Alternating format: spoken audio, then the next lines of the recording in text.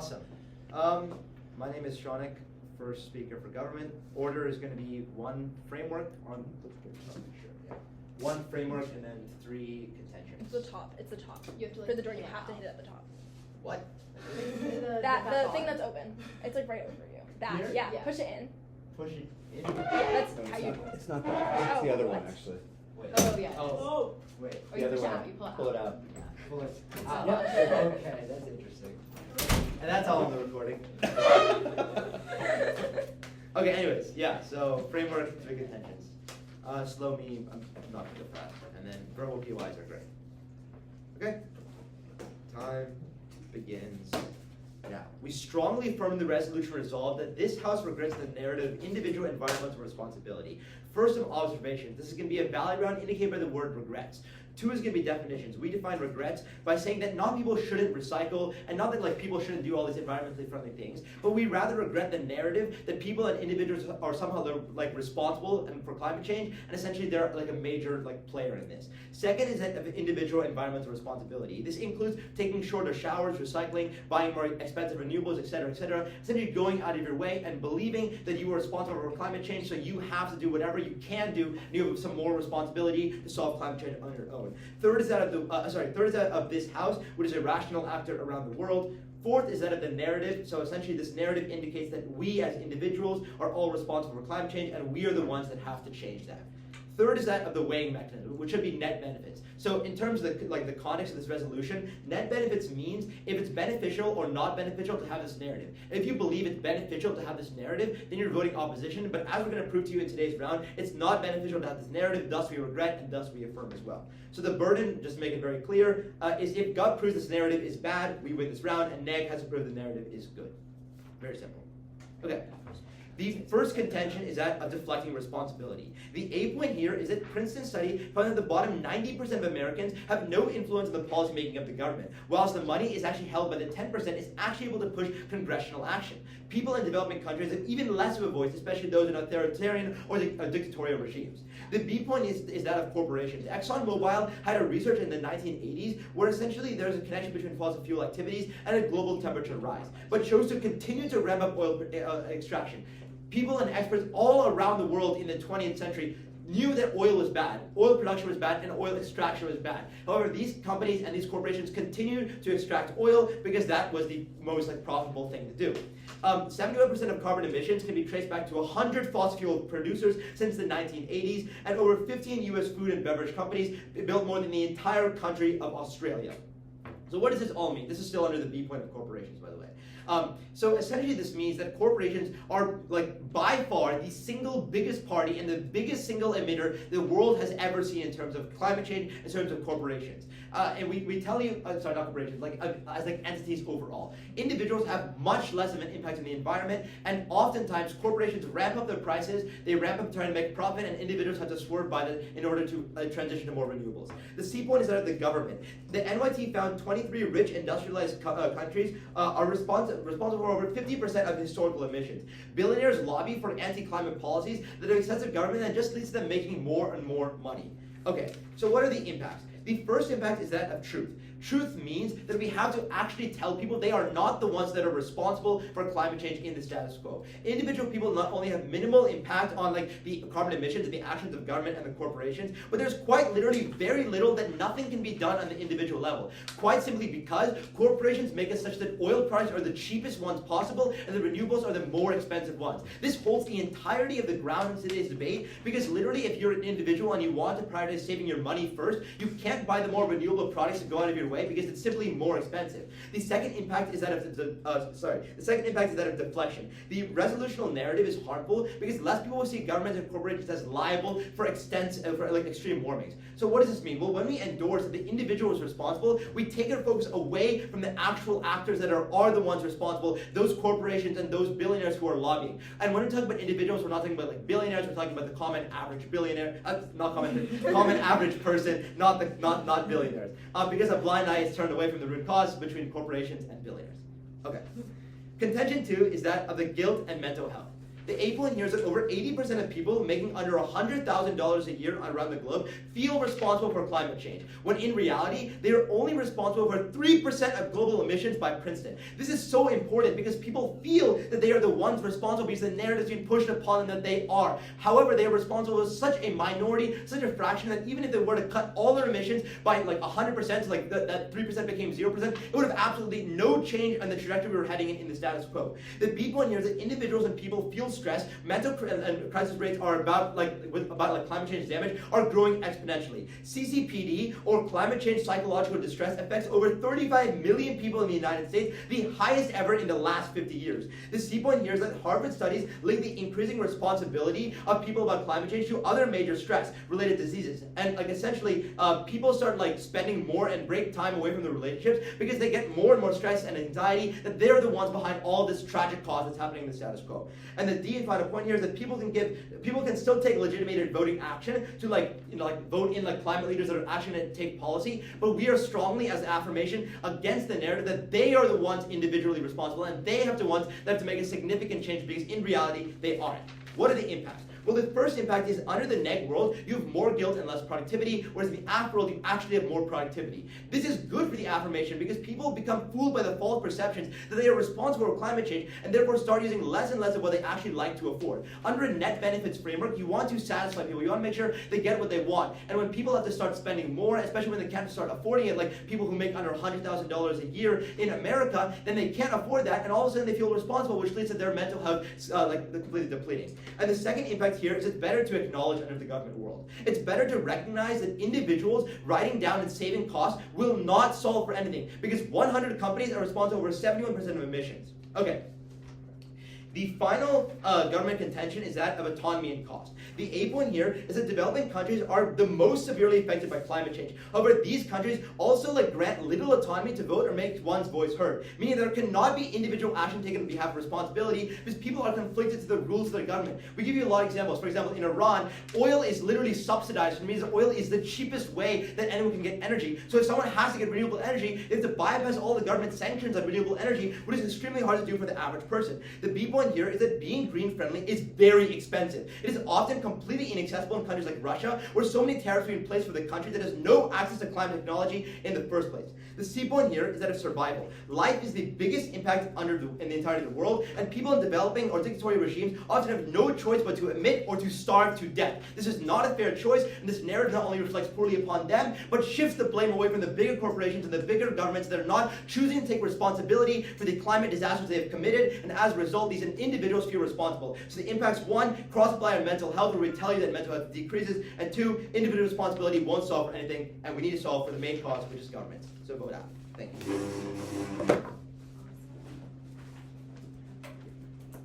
So how many sheets do you guys have? Like 2 arguments. Yeah, we have 2 arguments. How long are you And gonna do characterization. And characterization, I don't know if you want to follow that. Is it like a framework? Yeah, it's like on your top case and a little more. Okay. Okay. Quick off-timer, I guess it's just gonna be top of case and then top case, scuff case. If everybody's ready, I'll begin. One. Top Okay, case, yeah. off case, up case. Okay. As it was read. Yeah. Okay. Okay. Everyone's ready now? I'll begin. The Gov is right, Judge, when they tell you that companies and governments are the primary cause of climate change. Well, why is that a reason to vote opposition, non-government? I'm going to show you in this speech. First, on the top of case we get on the Gov, first they tell you it's a value round, yeah, that's fine. Then on the definitions, they say they regret the narrative that people are responsible, we agree with that. Then they give examples of what it looks like to have individual environmental responsibility. We agree with their examples, but we also think they leave out a lot of key examples. When you feel that you're individually responsible for climate change, this doesn't just mean you recycle. It also means you're going to go to a climate protest, or you're going to vote for politicians who support climate change, or you're going to mobilize in other forms, you're going to donate to climate refugees, etc. That's another part of feeling responsible. Because if you feel responsible and you know that corporations are a major cause, maybe you'll boycott a corporation. We think all of this falls within the scope of that debate because that's all influenced by individual environmental responsibility. Yeah. So are people boycotting corporations right now, and has there been any change since for that? Yeah, I'm gonna talk about that in case we would say yes. And it is clear that that's a thing. Okay, then on this has a rational actor, we agree with that. Then on they talk about how basically the way we should evaluate this round is that whether the narrative is good or bad. Importantly, we think that the narrative motions are inherently comparative, right? Because even if narrative environmental responsibility isn't perfect, we think it's better than the alternative, than the lack of this narrative. We think the ought burden in this round is to prove that the narrative is better than the lack of the narrative, better than the alternative that exists without it, therefore we ought to regret it. That's pretty much how regretting works. Like, for example, if you're about to get hit by a car, but then it just like skims you to get a cut, you wouldn't regret the cut because you would just be happy to not be hit by a car. Even if the cut is not ideal, it's better to not get hit by a car. If the alternative is worse, then you can still vote for us, even if we're not perfect. We just need to be better than the alternative.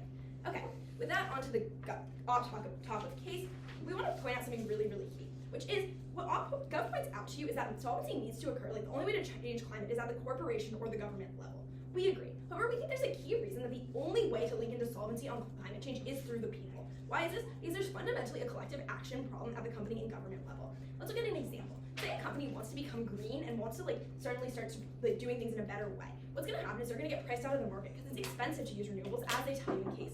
Similarly, for a government, if they start to transition to clean energy, they'll just get outcompeted on other goods. Therefore, they're not going to end up doing it. Even if all of the countries agree to do it, or all the companies agree to do it, what ends up happening is there's too much of a profit incentive for a country, or for a company, or like a GDP and economic growth incentive for a company, that they'll just end up dropping out, because if they can just be the one that doesn't agree with this agreement, they're going to get a lot of advantages from it. Look at like Trump dropping out of the Paris Climate Accord as kind of an example of this, because he sees that the US can exploit the fact that other people are in this, and that it's better for them not to be like in it. So what do we see? We see that companies and governments are never going to make changes. Can you see stopping time? Is this your first contention, or is this This characterization. Still on the top case. Yeah, and so what we see here is that the only way to get this is public support. I think I've proved why companies and governments don't gain new access to solvency, but why do people? Because people are have a different way of interacting with this. Because if all the people say they won't support companies that don't do green practices, then there's no economic incentive for companies not to do green practices. It solves for the collective action. Similarly, if constituents all demand that their leaders implement this, then they'll just elect leaders that implement this. We see it implemented across the country. We think the only way we can have solvency is at the people level because of this collective action problem. We also think people know corporations are responsible. That's a really key thing about Gov case. Most of what Gov says is common knowledge. That companies are the main emitters, that countries have the power to solve things, and that one person recycling doesn't solve the climate crisis. We all know this. That's a really key thing to flag here. Okay, with that, let's get into our first contention on climate impacts. This contention is pretty simple and it flows logically from our characterization. What we see is that while individual environmental responsibility might look like some people spending time recycling or putting in a renewable solar panel on their house, that might be kind of a waste of time. We can see that happens sometimes. A lot of it looks like things that actually do matter. It looks like them going to protest. Time. Wait, what's the Signpost. signposting of the first contention? The first contention is on climate impacts. Oh, climate impacts. Sorry, I'll try to be more clear for the rest. No, I just didn't catch it, sorry. Okay, I'll continue in time. Now, so what we see is that when you feel this individual climate responsibility, you're way more likely to become like a single issue voter on climate change, believing it's something that you should decide when you cast your ballot, or you're likely to go to a protest. Importantly, what happens in the absence of the feeling that you're individually responsible? Because as Gov defines, it means that you feel it's your own responsibility to take action. Then what happens is you don't go to protest, you don't vote on this issue, you just don't care. You blame the corporations and you turn a blind eye and you don't get active. What we see is that yes, political activism and voting hasn't solved the climate crisis yet, but we do see that it has led to tons of change. Let's look at the Inflation Reduction Act that just passed, largely due to Biden's election. We see that a huge coalition of support of Biden is young voters who care about the climate. We can also see Greta Thunberg had a massive effect within her country and had a massive change. Similarly, we like COP28, which just made major strides towards creating a clean energy transition. Clearly, progress is happening. All of this goes away on Gov's side of the house. Then contention 2 is on societal attitudes. What we think is that when you start with this issue, the climate change crisis, which most people see as a pretty obvious kind of situation about why it's so bad and why it's important for people to take action, then what you do is you start to create a societal narrative that we are responsible for the circumstances in our society, that we ought to take it onto ourselves to do something to try and combat racism, sexism, other issues, because it creates the idea that we're responsible for conditions. We can't just blame corporations and governments and take a blind eye. So what we see is that this just simply means you're more likely to take this attitude on other things. You get a more civically active, a more empathetic community. You get more likely to make change on other important issues. Okay, with that, I'm going to start responding to Gov case. A lot of it kind of ends up just clashing with our contentions, but first on their first contention about deflecting responsibility, they tell you basically how corporations and the government are responsible. Yes, exactly. But they tell you 90% of people don't have power in society and don't have power through voting. But we think importantly, if all 90% of people boycott or all 90% of people do protest, then they have power. They have power together. Well, one person might not have power. When we have this narrative acting on everyone in society, that does lead to access and power. We can just see this. Look at the giant climate marches that happened in New York and the power they have to change policy making at a local level. There was a massive protest this summer and it led to changes in policy. So Why? Yeah. Is the climate emissions in the U.S. greater than ever? Yeah, exactly, and that's because of the collective action problem. I tell you that. What we see is people are getting more and more mobilized, and we're making changes. The Inflation Reduction Act is going to reduce our reliance on fossil fuels. That's literally a policy that just got passed. Obviously, it hasn't been implemented yet, but it just got passed. We're making progress. You guys hold all progress. Even if we don't have 100% of solvency on climate change, they have less percent. They always have less probability because they have 0. Okay, then. Yeah, they basically tell you also here that this impacts out to truth. The framework doesn't have benefits, so it doesn't matter if it's true or not, if it's effective at creating people to mobilize. That's just not important. But we also think it is true that people have an influence on corporations and not on government, so it doesn't really matter. We're still winning on truth. Then on their second contention on guilt and how people basically are upset about it. First of all, we think that this is probably not that big of an impact insofar as if you have to feel a little sad, but it makes you go do things that actually make change, it's probably worth it. And if this is the only way to catalyze action, we think it's fundamentally worth it. But second of all, we also think that it's probably good for people to feel like they have personal responsibility. So kind of turn this insofar as feeling ownership over something in your life, feeling that you can have an impact on something, feeling that something you do matters, that you have some important role in the human race, in the history of mankind, etc., makes people have meaning. We can see that Greta Thunberg, even though she knows a lot about climate change, is probably not that depressed. She probably feels pretty important and she's doing important stuff. So I think probably being mobilized in a massive movement that actually makes change makes you happier than just sitting on your couch at home and doing nothing and wallowing. Okay. Also, they say people can still take actions other ways like voting, but importantly, on their side of the house, they have no mechanism for why people will vote on climate change. Because quite simply, if you don't think it's your responsibility to care about this issue, why would you vote on it? Why would you just vote on who's going to help you the most? I'm sorry, I don't have a lot of time. Why are you just going to vote on who's going to lower your taxes, who's going to help you in another way? If you don't feel like this is your responsibility, you won't vote on it. That's the only link to voting on it. Then there's C3 about how it's better to acknowledge this. We just don't think that matters. Then there's C4 about autonomy and cost for smaller countries. It's hard for Iranians to change their state. What we see is that that's exactly right. The only way for the state to change, the only way to make change for this isn't through one individual. It's through all of them coming together. Right? Because if all of the Iranians demand that they change their government system or they change their power sources, that's how you make change. One individual isn't going to make change. But importantly, the state isn't going to make change without the individuals calling for it. That's the only way to access change in a government. Right? That's the only way we're ever going to see this change. You're talking about emitting or starving. I think it's pretty clear that when you take individual environmental responsibility, this narrative doesn't necessarily mean that every person in society just suddenly becomes Greta Thunberg and drops out of their life to go just only do climate protests. Why does the narrative exist? Ops defending the status quo. It's pretty obvious in the status quo. No one's starving to death over this climate issue. We just don't think that's realistic. For all these reasons, so proud to oppose.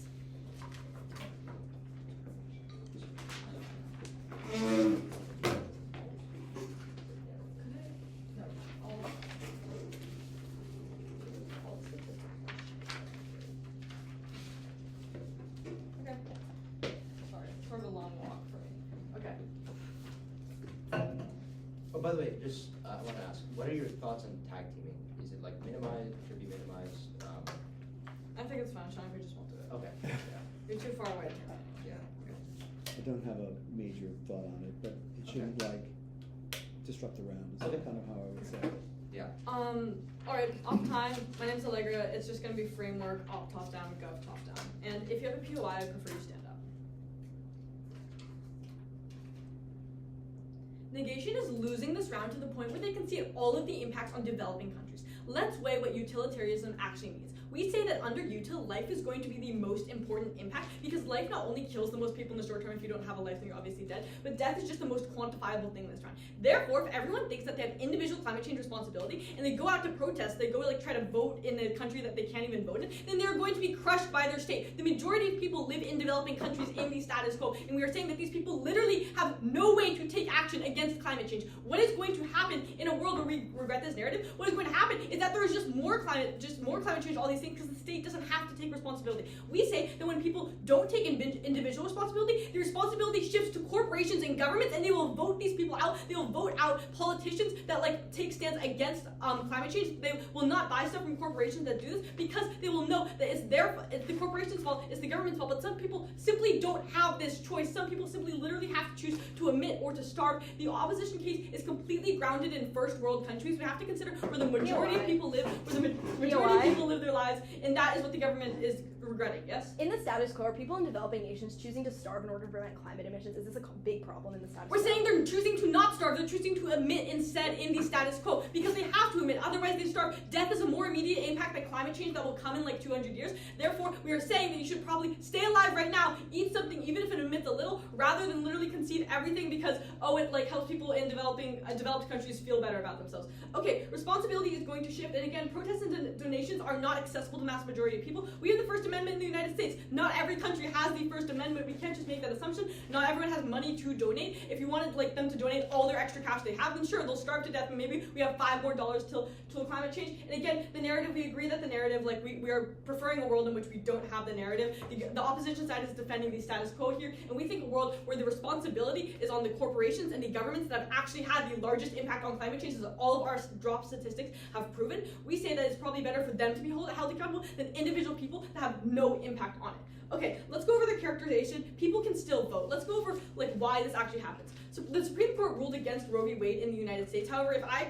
could vote, because I'm like 16, but if I could vote, then I would be able to vote for policies that could maybe extend abortion access in my own state. Just because I'm not responsible for climate change doesn't mean I can't do anything against it. I can still vote. Voting is still very accessible. Just because you don't feel completely responsible for something doesn't mean you don't feel like you can't do the right thing. I think that's a mischaracterization by the opposition side, and so you can believe that in the government world, people will vote more against these politicians, more against these corporations, because they will know that it's their fault and not the fault of the individual. And also, not everyone knows that corporations are responsible. We all do debate, so like we all probably know that, but not every single person knows. Some people don't have access to the internet in the first place, so it's sort of just like too much of a first world take to think that everyone knows about climate change. Okay, let's go into the opposition case. Their first contention is basically like a lot of things matter, and like we should have single issue voters. First of all, we say that single issue voters are bad because you only vote for climate change. You're going to ignore more important policies that are going to affect you more immediately. You might vote for like a climate policy, but you might not actually vote for a policy that is going to help people. Like for example, you could look past like oppressive policies in exchange for like maybe helping climate change. We say that the short-term impacts matter first because life is more important than climate change, which is still a long-term issue. The lack of the narrative is way better than the narrative because again, people are going to vote against these corporations, vote against the governments that are actually creating the problem. And again, people can still vote. This is the biggest mischaracterization of the opposition side, and that's basically where they can see the ground for us. Let's go to their second contention of societal attitudes. They say that people should know they're responsible. Well, let's think about it. The opposition side literally told you that we are not responsible. People shouldn't be responsible, feel responsible for something that they're not responsible for. Literally, it's like starve or die in some developing countries. We are saying that's probably bad, and we prefer the short-term impacts of life over the long-term impacts of climate change because if more people, like climate change won't matter in 30 years if everyone's just dead anyway, okay? So let's move on to the government case, just respond to a lot of what they said and extend all of our points. Again, take in our first contention that we told you and they dropped that the bottom 90% of people in the United States have no impact on what bills that Congress actually pass. Imagine how much worse this is in countries that aren't functional democracies, that aren't representative democracies. It's probably way worse. It's probably like 2 people have an effect on what's happening in the world. They mentioned New York climate protests. They mentioned New York climate protests. That's, first of all, one city. Some people don't even have the right to protest. Not everyone has the First Amendment. People have power. They will blame corporations. People can vote. And if people can't vote, then they should probably choose to be alive rather than have their power crushed by the state. Emissions are all time. And emissions are like all time. I'll just extend our statistics. 71% of carbon emissions can be traced to 100 countries since 1988. Just the New York Times found that 25 countries like governments are responsible for half of historical emissions. Developed countries are literally just like shutting out developing countries and making these developing countries feel like they have an individual responsibility when these people don't even have access to things like, you know, green policies. They don't have access to protests. They don't have access to the internet. How can they have access to this form of responsibility? They should be focused on their own survival first. And sure, in developed countries, we can vote for politicians. We can vote for better policies to help people. We shouldn't force everyone to do it. That is a privileged take. And also, truth is still going to be weighed under utilitarianism because we say it's like probably bad to lie. Like if you push and espouse lies, that's probably going to be bad under a net benefit framework because we shouldn't do like the wrong thing. We're saying doing the right thing probably weighs more under utilitarianism. Also, just if you have more governments that are being held accountable, it's better under util. We're deflecting responsibility when the individuals feel action. They'll be like, oh, I won't buy from this corporation. But a few people not buying from a corporation is nothing in comparison to everyone voting against the corporation or like voting to like put limits on the corporations because they know that the corporation is responsible for climate change. This is one of the biggest misses where they think that voting isn't like acceptable or whatever. And also just like there's more education about climate change if people don't think they themselves are responsible. Everyone will be able to know that corporations are responsible if they don't spend so much time on thinking that they are responsible. And this will just lead to more jobs because climate policies are better. Okay, on our second condition of guilt and mental health, this is mostly under benefits to the individual, but let's just talk about what this actually means. 80% of people making under $100,000 think that they're responsible, but they are only responsible for 3% of global emissions. That says that in the status quo, let's say all those 80% of people just like do everything that's good for the environment. Sure, we still have 97% of climate change, which is nothing compared to all the things that will happen when all these people, for example, can't feed their families, they can't pay for college tuitions because they're spending all their money, all their time on climate protests, climate money, all the things they should vote, they should be able to vote and be done with it and go on with their lives. It's just a false narrative to think that we should be worried about like these huge issues that we have no actual impact on all the time. You don't have an impact. A lot of people just don't vote. Not everyone is involved politically. And also, basically, Greta Thunberg is like involved, and she feels good about being involved. But also, she's rich. She has more influence than a normal person. A normal person doesn't have as much of a platform or a voice as Greta Thunberg. So we're probably trying to say that not everyone is a massive advocate here, and not everyone should be like expected to be a massive advocate for certain policies and stuff. Okay, on our third contention. Or to extend the climate change, the 35 million people stressed. Extend 35 million are like stressed about climate change, but also there's like 8 billion people in the world. Okay, our third contention of autonomy and cost, and this is probably the biggest drop that the opposition side just made in their speech, and this is probably where you're going to be voting already. Why? Because not everyone lives in a developed country. This resolution doesn't say anything about this only being the US. Therefore, we have to consider life in developing countries above all. That is probably going to be the biggest impact here. They are hit first by climate change, but are responsible for less than half of emissions at all. Not only that, but some developing countries don't give their people the right to vote, which means they literally can't do anything. They crush protests. If all the people in Iran just rose up and protest, guess what would happen? The military would probably just shut them down because they have the power to do that. Well, these people don't have to. It's literally admit or starve in certain countries. Extend our example about Russia, about how they basically a bunch of tariffs from their war with Ukraine means that they don't have access to any climate technology. So even if people felt the individual responsibility, they would just cry about it all day and not be able to do anything, rather than if they went on with their lives and actually tried to just like live. And it's like the responsibility of the governments and corporations. If they were able to do something, they could, but it shouldn't be all they are. And also just like, yeah, so basically you're going to be voting for the government side in this round because the opposition has fundamentally dropped the most important thing of people in developing nations need their life first before climate change, and they can still vote in developed countries. Thank you.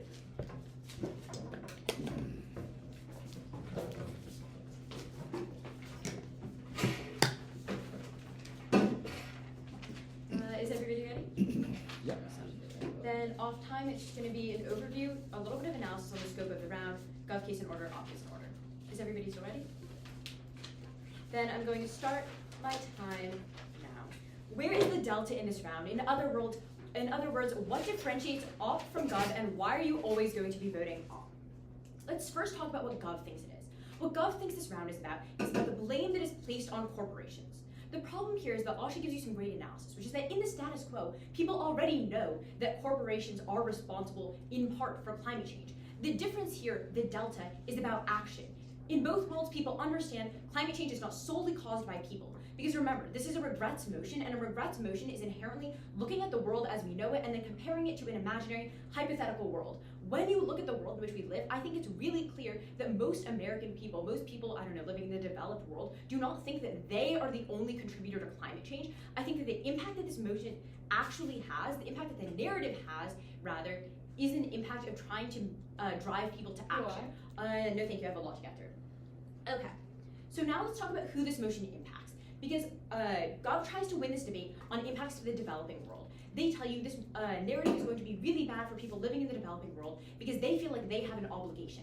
The problem is that you can look at my analysis that I just gave you on how that's not about how narratives impact different people in different ways. And this motion is inherently something that asks us to be comparative with the status quo and an imaginary world. So now I would ask you to look at the status quo, and I think that when you look at the status quo, it's apparent that the people that this narrative affects aren't people living in Iran under an oppressive government. It's not people living, no thank you, I'll take it later if I have time. It's not people living in Russia under an oppressive government. There is largely no push for these people to be rising up against their governments for climate activism.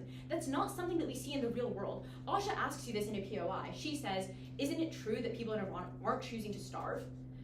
Gov responds by saying, exactly, they're making the choice not to starve. But what Gov tells you in their responses is that these people aren't aware of the fact that climate change isn't caused by them because they don't have access to the internet. If that's true, then how do they have access to the narrative that they are personally responsible? I don't think that Gov gets to have it both ways. I think that this debate, that this narrative of personal blame largely does apply to the developed world. I think that when you look at the way it exists in the status quo, that is generally the scope of this round, not because people living in developing countries don't matter, but rather because they're not impacted by the narrative in the status quo, and that emotion is asking us to be comparative with the status quo. We're not living in an imaginary fantasy land. We have to grapple with the realities of our world.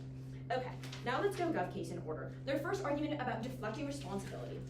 A couple of responses here. First, I think you can cross-apply the response that I give you in the overview, which is basically people understand that governments are responsible on both sides of the house, or at least the people who have access to the narrative that that there's individual responsibility for climate change are the people with, as Op tells you, internet access, and these are the people who know that the government is also. These are the people who know that corporations are largely causing climate change, right? Because they're getting this from the media, they're getting this from the news, they're getting it from social media. I think that if they have access to one, they necessarily have access to the other. I don't think you should buy the response that the only reason why we know is because we're in parliamentary debate. Parliamentary debate gives you specialized knowledge on some things. I don't think this is one of them. I think this is broadly common knowledge. I think that the impact this narrative actually has is on pushing people to action. Deflecting responsibility here is probably going to be, at best for the government side, symmetrical, because people understand that there's going to be responsibility on corporations in either world. But it is true, though, that on our side of the house, the delta is that we get a little bit more responsibility on people. Why is this uniquely a good thing that leads us to solvency? Let's look first at Gov's analysis on what they think that the comparative is. They tell you, well, in their world, people are just going to vote. A couple of responses here. First, I don't think voting is enough, because as Asha tells you, and it gets dropped into MG, climate change isn't a voting issue for most people. She tells you there are things that people care about more. Climate change is a long-term issue. People are wired to prioritize the short-term over the long-term. When you don't have this narrative that you are responsible for this thing, if it doesn't seem to immediately impact your life, it's not going to be your voting issue. That's the first response. And then the second response is something that comes up in a government's own example where they talk about Roe v. Wade and they talk about the amount of pro-choice protests that have come as a result of that. I think it's really apparent that the way that these movements are mobilizing, especially for women who are a large group that have been mobilized by this, is by saying you as a woman have a responsibility to protect fellow women from to allow them to have the right to choose to make decisions about their body. I'm so sorry, I have a lot to get through. I will take all your POs at the end if I have time. Okay. So then I think that you can probably turn this now. I think that you can probably buy that voting here isn't going to make it that big of a difference. But then where are you going to be turning this argument towards the op? And you can turn this argument towards op insofar as their impacts, insofar as when they only try to impact out to voting, they don't get solvency, right? There's no way that on their side of the house, when you have responsibility on corporations, they get solvency. Because even if every single person in that world, and even if there's slightly fewer people in our world who think that corporations are responsible, it doesn't really matter because they're not going to do anything. People abstractly thinking, oh, corporations are responsible for climate change isn't a reason to vote Gov. The reason to vote in this round should be on the solvency because they tell you it's a net benefits framework. The only way to get solvency is if people think that they personally have a role to play. People think I personally have to mobilize. I have to, work towards change. I have a responsibility to use my vote even if it doesn't impact me in the short term because independently I have to focus on climate change because it's a large issue. I have personal responsibility in it. That's uniqueness that you get on op that you're never going to get on Gov. Then on their second argument here about guilt and mental health. Again, I would ask you to look to the status quo. I think that for the majority of people who don't have the means to participate in the anti-climate change movement, I think you'll find that for most of these people, it's not that big of a drain on their life to feel as though they're not able to participate. I do think that you can extend Asha's analysis that doesn't get responded to by Gov, which is that a lot of people feel good when they're in the climate, when they're in this movement, and then also you can turn this there, and you can also probably turn it again on the long term. Yes, it's true that right now climate change isn't actively killing people, but in the future it will be. If you care about people's stress and mental health in the long term, you want to vote for the side that gets solvency on climate change, because if we can do things to prevent climate change, as Asha tells you we are, she gives you the example of the IRA, she gives you the examples of COP28, I think that then you're actually going to get fewer mental health struggles in the long term. It's probably bad for your mental health if you're living through a climate crisis. Then finally is on this argument about autonomy and cost. They're trying to get you to vote on a group of people that doesn't exist. Maybe it would be possible for you to vote for Gov on this argument if they were able to prove that there are people in Iran who are, trying to violently overthrow the government in order to put in place climate legislation, and that these people are being violently suppressed, and that happens as a result of this narrative. But we don't get any of that analysis on their side of the house because it doesn't exist. It's not part of the status quo. People living in developing countries are A, not that impacted by this narrative because they don't have that much exposure to it, and B, even if they did have exposure to it, again, they have bigger problems to worry about if you're living under an oppressive regime. That's probably not the most important thing. It's not at the forefront of your mind. Narratives apply differently to different people. You're not voting on this group of people because it doesn't exist. And then we've responded to all of Gov case, shown you why you're not voting there, or why you can actively vote op. Now going to op case on our first contention here about impact of climate. Gov responds by telling you they have solvency through voting. You can cross-apply the responses I gave you on their case, so that voting doesn't actually get you solvency insofar as voters, without this narrative, just prioritize their short-term incentives. Right? This is really important to understand. Also, it gives you this analysis in the LOC, and again, it gets dropped in the MG. People are going to prioritize the short term without the presence of this other narrative. Then, the impact here. Why is it important for individual people to feel like they have responsibility? Because when individual people are lobbying the government, when individual people are taking a stand, when individual people are taking to the streets, they change the incentives for corporations to actively try to become more green. They change the incentive for governments. They fix the collective action problem that leads to issues in the status quo, and even though it's not perfect, it is better than the alternative I've never been prouder to oppose.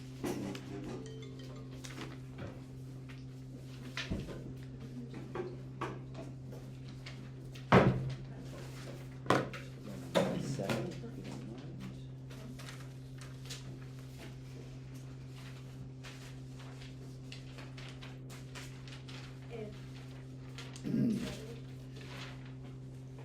Great, I'll begin my speech now. At the point at which the Gov fails to understand how this narrative actually operates in the status quo, what the status quo actually looks like, Off is clearly picking up your ballot. I'm going to start with some quotes from the MG that I think really reveal this key flaw in the entire Gov case. First, they tell you they can see that Off is defending the status quo. We agree. Then I ask in my POI, in the status quo, are any people choosing to starve to death because of they don't want to contribute to the climate crisis in developing nations? I ask this in my POI, and the response we get is obviously no. Right? This is not an actual problem that happens in the status quo. That's what the MG directly says, is that they choose to eat and emit in the status quo.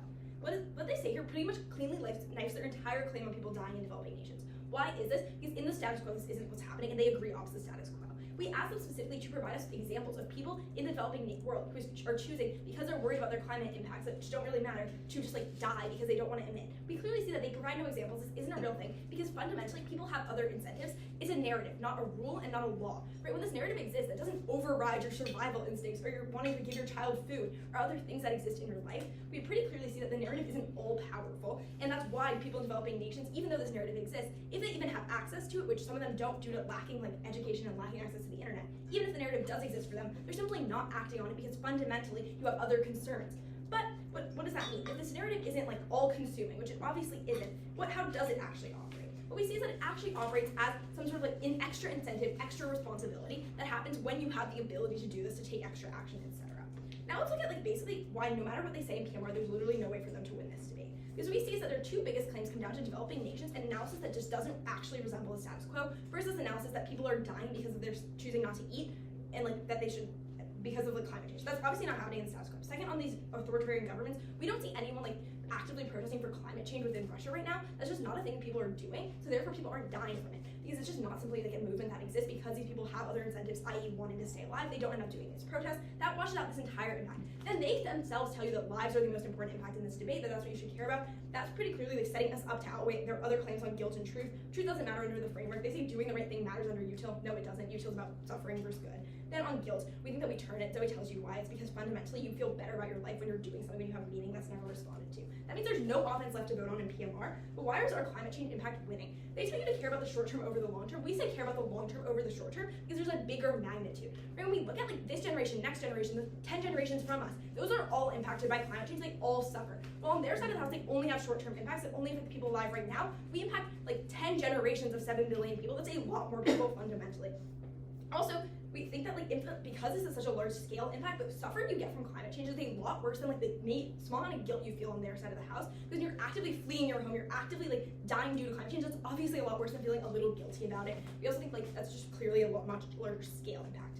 But even if you don't believe this, even if you don't think that even if we don't have full solvency on climate change, we think we have a higher chance than they do. That's super key because on their side, what we see is we don't get the passage of things like the Inflation Reduction Act, of the COP28 summit. All these things barely passed. If we have less public support and less action taken, we pretty clearly see that they don't pass since they barely did in the status quo. Those don't happen on their side. That's how they don't have solvency. But regardless, we think that we're also winning on our second contention, which is also clean draw throughout this round and also impacts out to lives.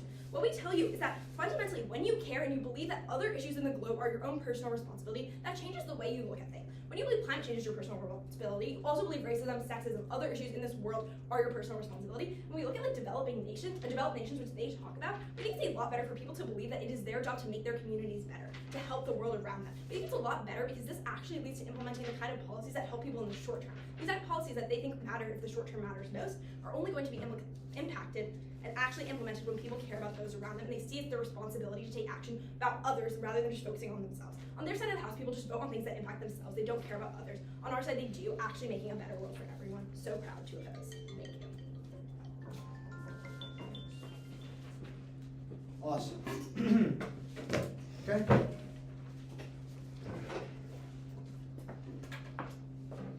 You can flow the PMR and just get a new sheet.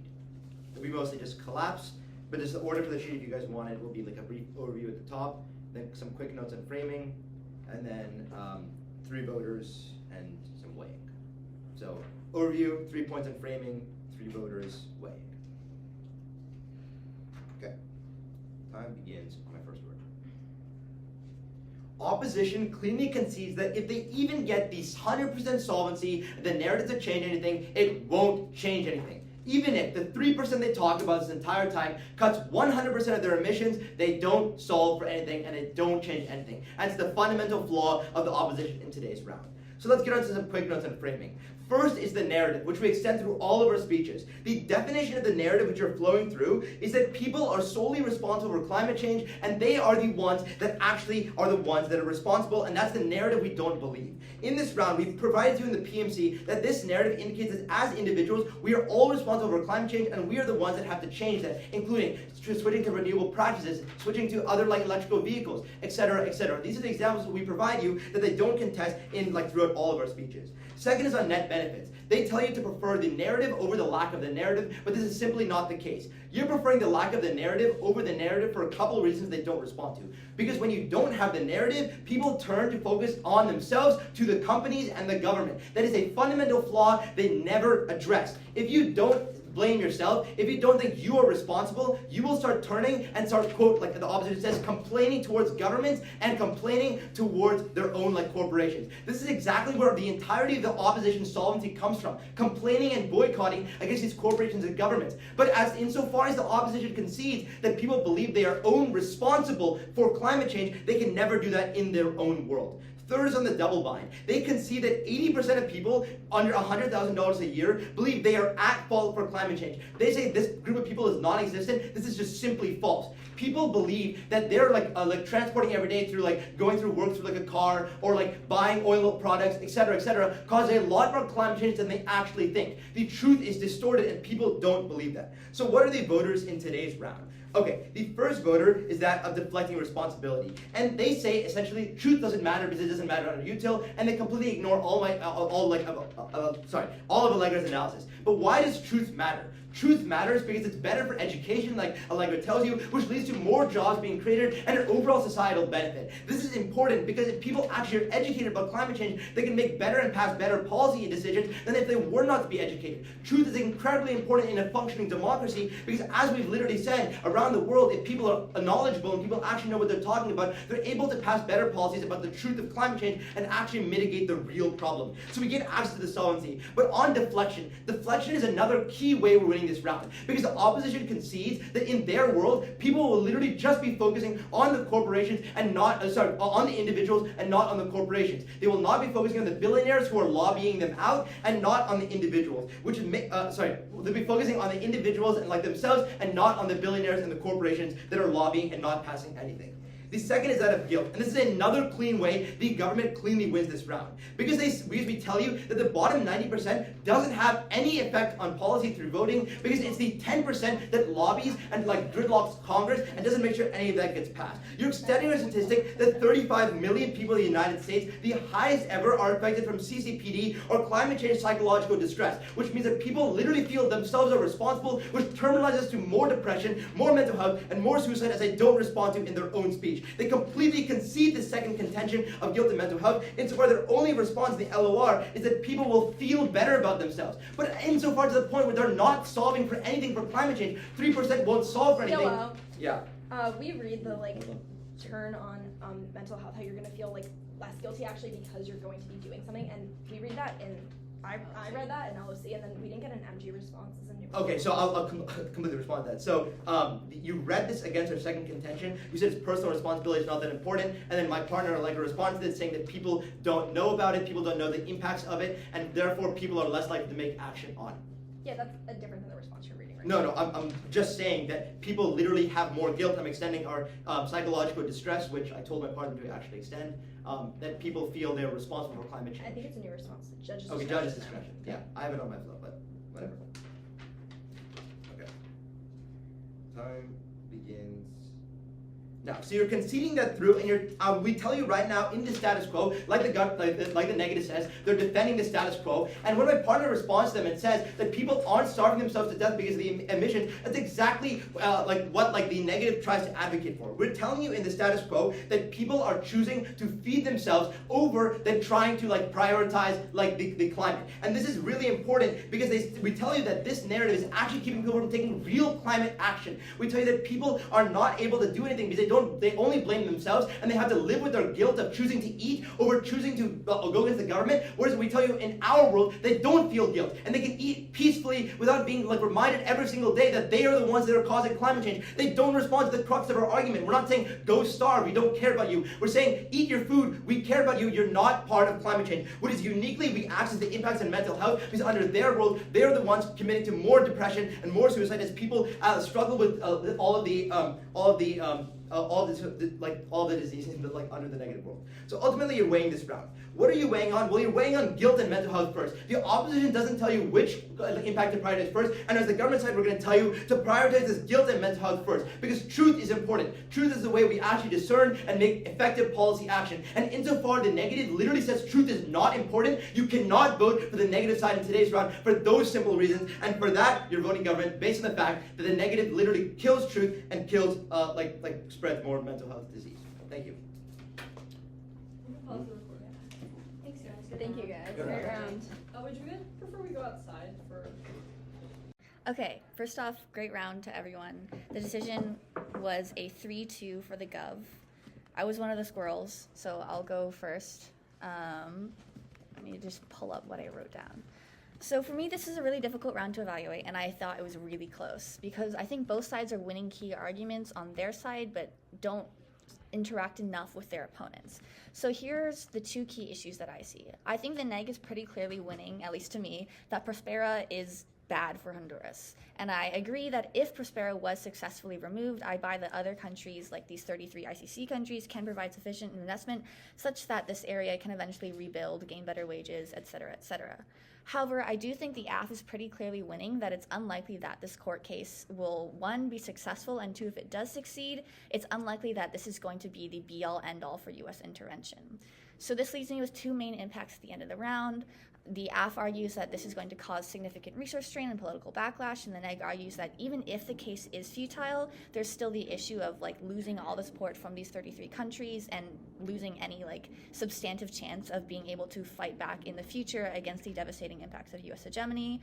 And so what this leaves me with is the kind of high probability impact of resource strain, but also a high probability and high magnitude impact of U.S. hegemony and these 27,000 people that are getting killed. I think, I'm going to try to keep this up. I think the affirmation focuses on a lot of small-scale impacts of employment that I think are outweighed by the impacts of the negation and only stand a chance and to get the ideal employment, I guess, that is only possible in a world in which Honduras is capable of attaining full independence. I'm still hesitant to vote neg because PMR does reference MG analysis that having support from wealthy nations will empower Honduras to become more developed and then have a better chance at standing against U.S. hegemony. But I also think that the 33 countries warrant and the investment that they would have gives me enough defense to feel comfortable voting for the neg. Mm-hmm. Yeah, so I also voted neg or opposition. So I guess I should talk about a few things. Beforehand on framework, was very uncertain how this framework factored into the debate. I think both teams kind of dropped it at the end, or at least realized that the arguments go both ways. So I don't think that really factored into my decision. Two things. One, on if the battle for Honduras will win the battle. I actually think I could have had a very clean win for Gov if government would have weighed out the importance of why Honduras winning is so important. So what I get in the PMR is I think there's a pretty good analysis of why they likely won't win, but I got almost no analysis as to why it matters. And I think if I could have just gotten a big push for that in the Gov, especially because opposition did not properly respond to those, I think it would have been a very clean ballot for me. But instead, I get kind of new collapses, for example, that the case may be dropped. But the perception argument, right, in trying to win future cases, while it is there, I think at that point it's so marginal that I'm more willing to vote on what both teams were debating on for a vast majority of the case.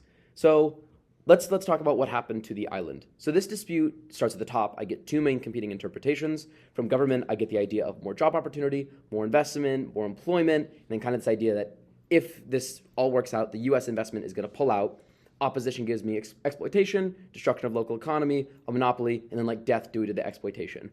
Within this case, I think the government drops on the flow many of the important responses that I would have needed and given to the LO. So even though in the PMR, I get what are probably true statements, right? For example, the idea that prior to the U.S. investing there, this island was probably an area with not a lot of inhabitants, right? That responds to the unemployment argument. But I really should have gotten that either in the first speech or within the second speech, because I think this was just too much new analysis that I got, and there was such a focus on this new analysis that it was a much cleaner win for me to vote for the opposition, who had a very clear straight throughout the ballot of the consistent exploitation that they talked about. And sure, while it is, bad, I really needed a comparative from the other team explaining to me, for example, why it may be worse, or the fact that there's no minimum wage, why these things are bad. I think it was reasonable to assume when I was voting, especially before the PMR, that to some extent we would get unemployment, to some extent we would get the monopoly that is kicking out any other investments, and that those are bad in and of themselves. I did not vote on the neocolonialism because I'm not really sure, there wasn't really a connection between that and utilitarianism, which both teams were arguing for. So that could have also been a factor, but yeah, I'll pass it off. Thank you. I'm one of the Gov ballots. I think that it is strategically thought of and very well executed to do the two worlds analysis we get from Gov. I think that Honduras has no efficacy whatsoever in opposing Prospera, and Prospera is inevitable. Therefore, is there a point in trying? There are two possible reasons. One is that it's just good to do the right thing and stand for good values, and second, that there's a chance of success, even if that chance is small. I think that chance is really small. There are explanations about the legal inherencies, just the constitutional argument that there is no chance in court. Now maybe the ICC is different from a Honduran court, but I think there's enough analysis in MG that the ICC first of all moves really slowly and really inefficiently, and second, its decisions are consistently ignored and disregarded. This means that we're likely looking at a world in which there are relatively few impacts. But what this means is that any opposition to Prospera becomes a money pit for the Honduran government, which is already cash-strapped. In the event, though, this is sort of the low likelihood of success argument, that it is successful, I think there is enough of an argument that even if the 33 countries supplement some of the FDI, I think that 2/3 is more than half. I don't do much math, and that's on purpose, but I think that 2/3 of total FDI is more than half, therefore they can't make up for everything that the U.S. pulls out, and I think that U.S. pullout is likely. Place I would otherwise want to vote op is that there is an alternative path to development, and I don't think that replacing U.S. FDI with other flag FDI necessarily does that. Just some sort of no FDI path to development that other countries have used, some explanation of why that's preferable or possible, might have been a potential path to vote for op. However, because the money coming in is necessary to the continued employment and an improving economy, and to any chance for future growth, and because the opposition likely won't be effective anyway, that's why I vote Gov. Thank you. Okay, so I was also one of the affirmation ballots. I think in this debate there were four main things that stood out to me. The discussion of the weighing mechanism, the discussion on whether or not opposition will be successful, the discussion on economic collapse, and then the discussion on U.S. hegemony and military operations. I think AF is winning on 2.5 of these.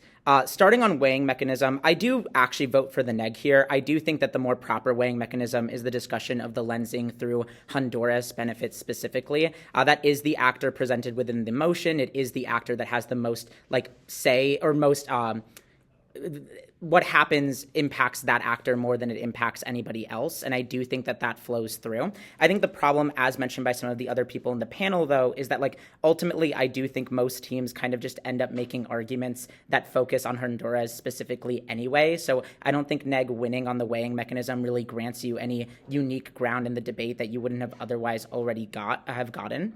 With that being said, talking on successful opposition, I vote affirmation here rather cleanly. The affirmation continuously reiterates the idea that the ICC has not been effective, that it is constantly not actually able to create any active change, and even when it does actually pass a condemnation of another country or another organization, that condemnation does not actually accomplish anything. This is never effectively responded to by the negation, which means I think that already the affirmative is gaining a lot of ground just by saying that, like, this is not something that's ever going to benefit Honduras, because they're not going to actually reap the fruits of their labor, right?